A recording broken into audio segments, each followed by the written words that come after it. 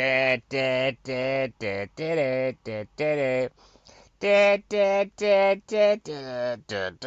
Brexit Day, everybody. You all excited? Ah, God, I'm terrified. I think the Home Office are going to come for me and take me back to where I come from, Bradford. But I don't want to go back to Bradford. Oh, it's cold up north. Oh, I don't want to talk like this. I don't know. I don't know. That's what I used to say all the time because I didn't know nothing. I know loads of stuff now, though. Like, pistachio nuts are really tasty, and I like samosas. Anyway, yeah, I wouldn't like to move back to Bradford. I don't know if there's any open mics there. Are there? Is there much comedy going on in Bradford? I'll have to do some Googling. And I don't know if there's an Odeon. There must be an Odeon in it. But anyway, don't know what's going to happen with this Brexit thing. Is anybody following it? I've heard a bit about it. But I think we can't go to Aldi anymore. Because that's like foreign now, isn't it? And are we allowed to eat baguettes? Because that's French. That's European, isn't it? And then what about if you drive a Peugeot and a Fiat? Do you have to drive them off the white cliffs of Dover? Because they're European. Who knows? But yeah, I was gonna say today I was walking through town and I saw a girl with a see-through handbag, and I thought to myself, what the hell is that? Why would you want it to be see-through for? Because you could see a purse and you could see a phone. She looked like she had a really nice phone. Maybe she's like Batman or something, and she just wants to beat the hell out of muggers. What do you think? I don't know. I think it's a bad idea. I was gonna go on about, oh yeah, so like I've done an itinerary, and all it says is Paltrow detox colon cleanser. So apparently, have you heard? She's got this like website, Goop, right? And she's selling this thing. It's a DIY coffee enema kit. Now, if you don't know what an enema is, good on you, right? It's something that you stick up your bottom to make your poo better. Well, what she's come up with is coffee. Now, coffee, right? Sometimes, like I drink it, but it gives me panic attacks because it just shoots me full of energy. I'm already full of energy. But why would you want to stick it up your bottom for? Like, why? How's she come up with that idea? Why is she so worried about a bum for? So like people are getting sick and dying from this as well. You know, sticking coffee up their own buttocks. And you're probably thinking it serves them right. You know, like why are you taking advice off a crazy Hollywood star? But this is what's happening. But imagine that, like A&E's all clogged up with people with coffee stuck up their backsides. Imagine being the doctor on call, having to deal with that. I mean, how are you supposed to pull coffee out of a buttock? They should phone up Gwyneth Paltrow. I'm getting quite angry now. They should phone up Gwyneth Paltrow and say, you know what? We've got George here lying there face down with a coffee, with an arse full of coffee. Right? You sort it out. This is all your fault. That's my fault on that. Film news. Let's go for it. They've announced Quiet Place 2. Did you see part 1? It's about these monsters that react to sound. Some spoilers in this, right? And there's a bit, it really made me laugh. None of the kids can talk, right? Because if they talk, then the animals come and get them, right? But there's bits where he like sits by a noisy waterfall and he has normal conversations. And then he goes back to the farmhouse where it's really dangerous. And I was thinking, why didn't he just move closer to the waterfall? Anyway, so like they're scared for their lives all the way through. So what they decide to do is have a baby, because like a baby's never noisy, is it? And then they think, oh God, the baby's noisy. What should we do with it? You know what they do with it? They stick it in a box, in a crate to keep it quiet. That's a good solution, isn't it? Quiet place. And now they're gonna have Quiet Place too. The quieting starts. Ugh.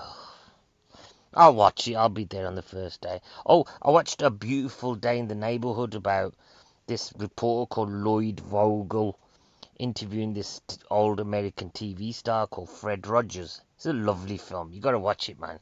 I mean, the Americans like love this guy, and I can see why. He's a kind guy, in that Lloyd, you know, the reporter guy, is really bitter and twisted. Not like me. I'm lovely, and Fred Rogers starts prodding away, like to see what's happened with him, and then I won't spoil the ending, but it's a lovely film. And then what else was I gonna bang on about? Oh yeah, the acts have been asking me like, are three gigs going on? Yes, they are. The first of the month, starting March, is gonna be the Bristol Pair, and then the second week, so coming up next Sunday, is the Church Inn gig. That's the 9th of February, Sunday. Starts bang on at 6 o'clock. Acts, could you please turn up on time? And because we've got to get out of there by 10, and I overbooked the night because I like you all. But, as a favour, turn up on time, turn up at 5:30, and then we can start the show at bang on 6 o'clock. Also, could you please start sharing the posts, to, like, create a bit of buzz about the night? Because, like, I'm telling everyone I know, but could you also tell everybody you know that you're performing in the hope? It's not a bring a gig at all. Not like London, but if you could tell people about it, then maybe some of them will come down. Because, like, I was speaking to a woman today, an audience, and she's told me that she'd never been to a comedy gig before, and that shocked me. I thought, come on, man. And I go, why? And she goes, oh, no, you never got round to it. She looked about 50, and I go, you could come to Project Mayhem then. And she was really, really excited. So, if you can have these face-to-face conversations with people, if you've got, like, a workmates or an enemy, invite them round, man, and, we'll have a crack. Because, like, without an audience, there's no gig. Oh, yeah, and then Bristol Pair's going to start on the 1st of the 3rd, right? So that's going to be the first, and then we're going to have the second Sunday is going to be the church in, and then the third one is going to be at the let's have a look, at the Boston Tea Party. So that starts 16th of February. Boston Tea Party, Harborne. We've got Abby Hale, Damon Conlon, Kamikaze Club, Hanny Sylvester, Hannah Wheatman, all the Hannahs, Chris Dolman, Oxy, Douglas Carter, Tal Davis, Helen Yates, Ben Briggs, probably some more jumping in. But again, please come down to that gig. And actually, if you want to get onto future gigs, come in, support the gig, come say hello to me, introduce yourself. I'll probably stick you on for 5 minutes. But if I've never met you before, you know, just introduce yourself and support the night. Because what I'm trying to do is I've set up like 3 different venues. So then we've got like 3 different places to show off and try to perfect our sets. Like I was sick of like having to travel all the way to Manchester or Nottingham just to do like 5 minutes. So like if you come to this gig and we make sure that it's rammed every time, then the managers are more likely to want to have it, another one. If not, it'll just die, and then we're all going back on the motorways. M6, stuck on the M6, 2 o'clock in the morning, dying for a pee. Is that fun? Or even worse, you've had like a bad burger, yeah, and then the reaction starts while you're stuck on the M6. Then you're crapping into your own hat. Can you imagine that?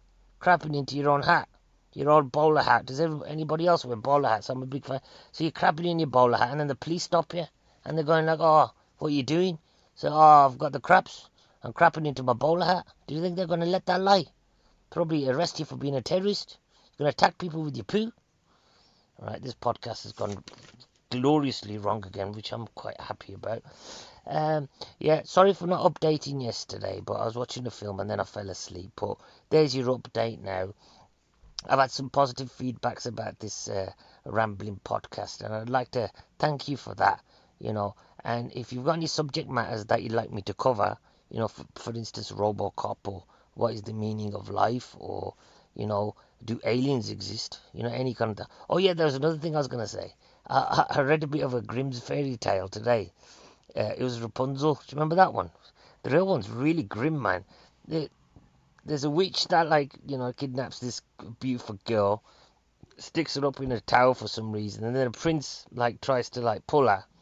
And then what she does is she cuts off the girl's hair, puts her somewhere else on an island, and then the prince turns up. She throws him out the window, and then he lands in some bushes, and then he's blinded, and then he spends the rest of the story just like wandering around. Then he hears her singing, and then they're reunited, and then her tears go into his eyes, and then they cure his blindness. And I don't think that's a scientifically accurate story, but heartwarming at the end, but really disturbing. I think I'm going to become a big fan of Grimm's fairy tales. Right, that's been my update. I'll see you at Project Mayhem, everybody. Bye. Bye, bye, bye, bye, bye, bye, bye, bye, bye. I'll put some posters up about the gigs now. Look at that. Oh, that's what that is. Look, do you like that one? Oh, look at that. There you go. Bye.